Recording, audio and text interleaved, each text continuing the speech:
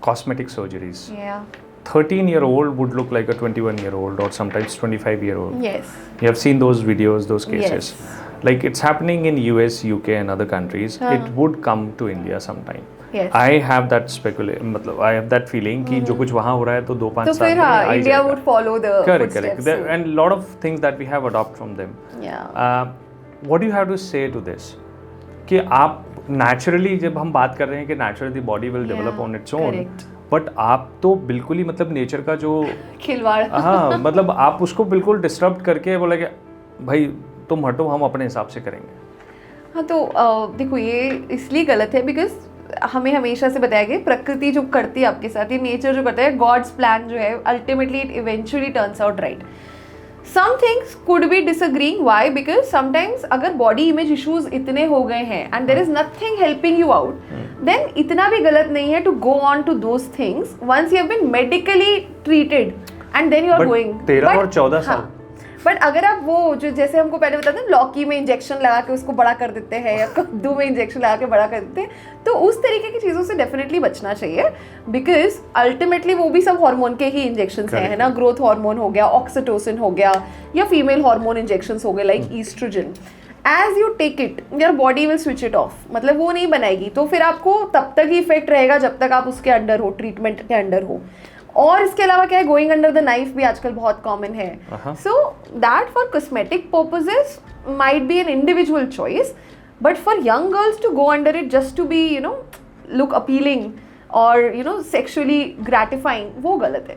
So that should be somewhere the laws should come in and you know अभी तो at least India में नहीं हो रहा है तो हम लोग बचे हुए हैं, but people who have resources they can go anywhere and get anything done.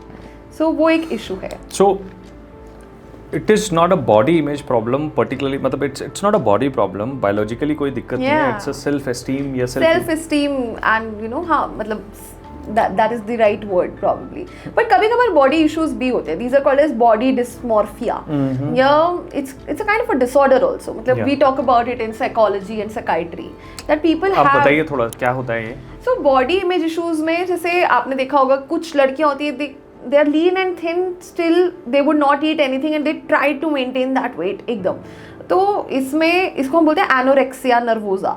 तो वो एक तरीके का बॉडी डिस्मॉर्फिया है. इसके अलावा होता है बिंज ईटिंग, या हम उसको बोलते हैं कि किसी किसी को आदत होती है कि कुछ टाइम तक नहीं खाएंगे and then they will eat and then they will try and vomit it out like that. So because उनको एक compulsive disorder, it's like a type of an OCD कि दे हैव द अर्ज कि एक को बहुत लीन रहना है और दूसरे को पहले बहुत सारा खा लेना है and then puke it out like that. So ये प्यूबर्टी के टाइम में आजकल काफ़ी कॉमन हो गया बॉडी डिस्मॉर्फिक डिसऑर्डर. सो कभी कभार these people need the help of a psychologist और अ साइकाइट्रिस्ट टू. तो we should not just shut them out कि अच्छा ये मत करो. You have to give them reasons for it and sometimes you have to find the psychological cause behind it because mental health जो deprivation हम आजकल देख रहे हैं उसमें बॉडी डिस्मॉर्फिक इश्यूज भी हो सकते हैं. क्या oral sex can cause oral cancer? Is it true? Yeah, so oral sex directly is not linked with oral cancer. It's linked with only a specific type of cancer, and this is where what we earlier talked about, HPV or the human papilloma virus kicks in. तो ये एक तरीके का virus होता है which spreads by intimate skin to skin contact. तो even if there is no penetrative sex, still this can pass on. So oral sex में if the partner is affected with HPV, और the sad thing is कि HPV के ज़्यादा कोई symptoms नहीं होते, silently वो आपकी बॉडी में रहता है. And it is said that 8 out of 10 persons in the reproductive age group यानी कि adults are affected with HPV और उनको पता भी नहीं होता है. So that is how it's easy for it to transmit. Secondly oral sex के थ्रू क्या होगा, जो रिसीविंग पार्टनर है उसमें ओरल वॉर्ड्स हो सकते हैं जिन्हें हम मतलब एक तरीके का मोल या आउटग्रोथ ही है. कभी कभार वो जेनाइटल्स पे होते हैं अगर इंटीमेट सेक्स हो तो, और अदरवाइज वो ओरल कैविटी में हो सकते हैं. नॉट ओनली दैट, वो आपके वॉइस बॉक्स मतलब आपका जो लैरिंक्स है जिसके थ्रू आप उसके अंदर वोकल कॉर्ड्स रहती है एंड वो ऐसे ऐसे तारों के जैसे बजती है और आप बोल पाते हैं. यस, सो उसको भी अफेक्ट कर सकता है. So it can lead to oropharyngeal cancer and laryngeal cancer. So ये एक डेफिनेट रिस्क है and that is why HPV testing बहुत इंपॉर्टेंट है. And more than that prevention बहुत इंपॉर्टेंट है. That is by the way of HPV vaccination. But उसका भी कुछ टाइम होता है.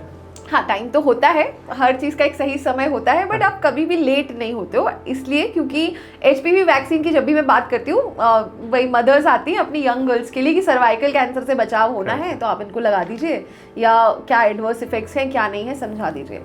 आई say this HPV vaccine is equally important for young boys too, इसलिए क्योंकि भले ही उनके पास सर्विक्स नहीं है but it prevents from other cancers too, जैसे कि penile cancer, the cancer in the penis, cancer in the anus, उससे भी प्रिवेंट करता है, and as you said oropharyngeal या लेरेंजियल कैंसर से भी प्रिवेंट करता है. तो ये 3 ऑर्गन्स तो मेल्स के पास भी है ना. तो बच्चों को specially from the age of 9 up till they turn 15, but it can not be be it a given to boy or a adults. girl. No. So the thing is, this is the ideal age. मतलब जब एकदम maximum benefit होगा, हम इसे कहते हैं age before their sexual debut, like the first intercourse etcetera. तो उससे तो बहुत दूर है ना अभी 15 पे, बट आजकल तो एज डिक्रीज हो रही है, but still this age is considered the most ideal. उसके बाद सेकंड मार्क आता है आपका 26 तक, तो आप 26 ईयर्स ऑफ एज तक भी दे सकते हो, एंड थर्ड मार्क आता है आपका 45 पे.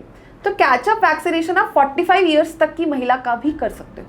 कैचअप मतलब जिसका टाइम पहले निकल गया, 9 से 15 साल निकल गया, फिर 15 से 26 साल की विंडो भी निकल गई, तो भी आप 26 से 45 साल की महिलाओं को भी दे सकते हो.